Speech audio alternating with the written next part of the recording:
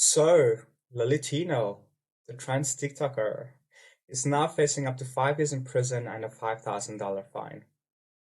Yay. All for the super normal, totally not creepy activity of snapping pics inside the women's bathroom at Disneyland. Because when I think fighting for justice, I definitely think pulling out a phone in the ladies' room to prove some deep moral point, or maybe just to stir up outrage for TikTok likes. Who can really say?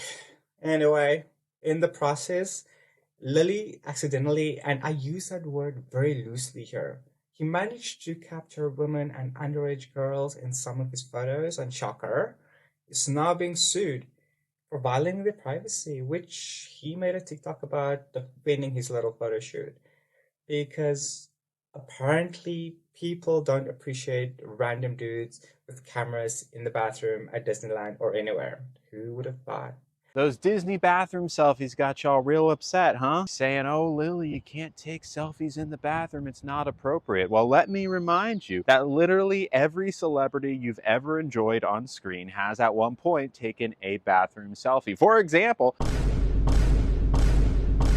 and it's not just celebrities. Any woman you ever meet has likely taken a photo in a public bathroom.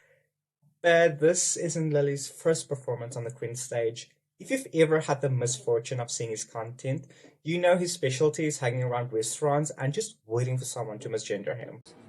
Hi. I use she, her pronouns. I'm not sir. Yeah, like it's like a knife in the heart. So you can whip out the victim card, or even better, heading to Disneyland and giving the kids an unprompted anatomy lecture about his planning to get his parts removed. Parts which he also charmingly calls his cake pops.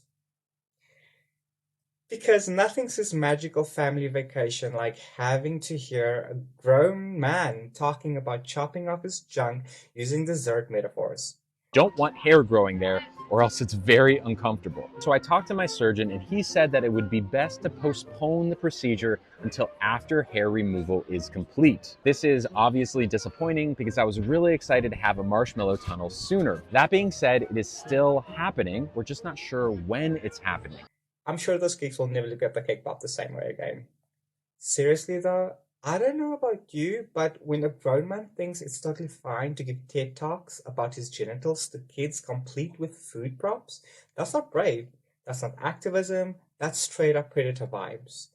Disneyland has enough villains, pal. We didn't need a new one. MitchCraft Online, come on in, join the talk, let's begin.